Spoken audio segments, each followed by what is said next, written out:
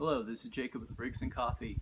Today we're going to look at the 5-gallon gas bag by Giant Loop Moto out of Bend, Oregon, of course. So the nice thing about this bag to start with, as you can see, it's a flexible material. The inside bag liner is made in Redmond, Oregon. The outside sewn part is made in Southern California.